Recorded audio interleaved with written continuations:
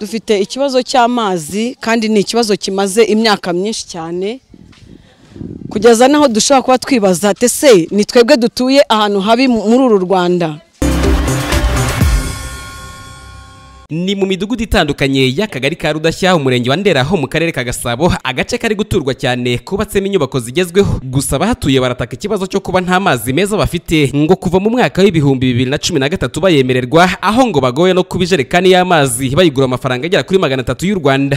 Aka gace dutuye na gace katari munsi y'imidugudu igera kuri 5-6, ni imidugudu itari munsi y'abaturage batari munsi y'ibihumbi 5-6, ariko washyiraho n'ikigo cy'amashuri gifite abanyeshuri 2,200, ugasanga ari abaturage barenga 7,000 bafite ikibazo cy'amazi.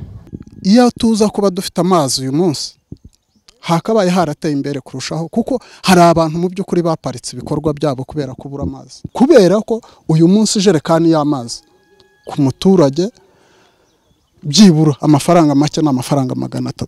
Dufite ikibazo cy'amazi kandi ni ikibazo kimaze imyaka myinshi cyane kugeza naho dushobora kuba twibaza ate se ni twebwe dutuye ahantu habi muri uru Rwanda.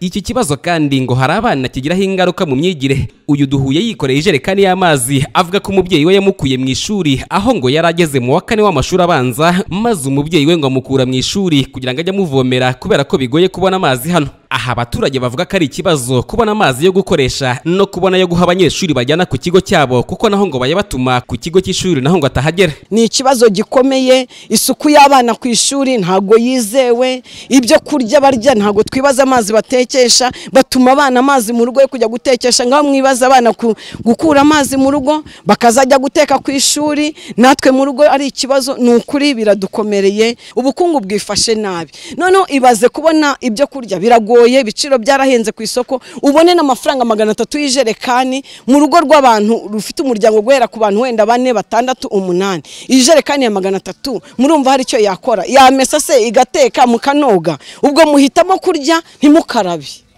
Iminsi 3 igashira mudakarabye n'abana badakarabye kugira ngo mugire gute mushobore kurya.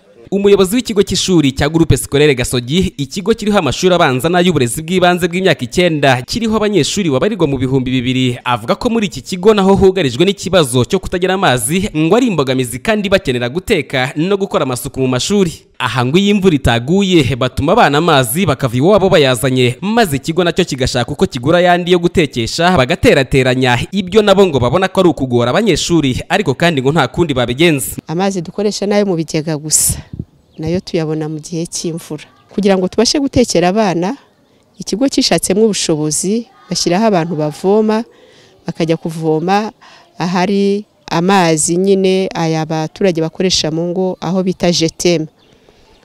Urumva yuko izari imbogamizi zikomeye cyane kugira ngo ikigo kibashe kugura amazi yo gutekera abana bangana gutyo no gukora amasuku.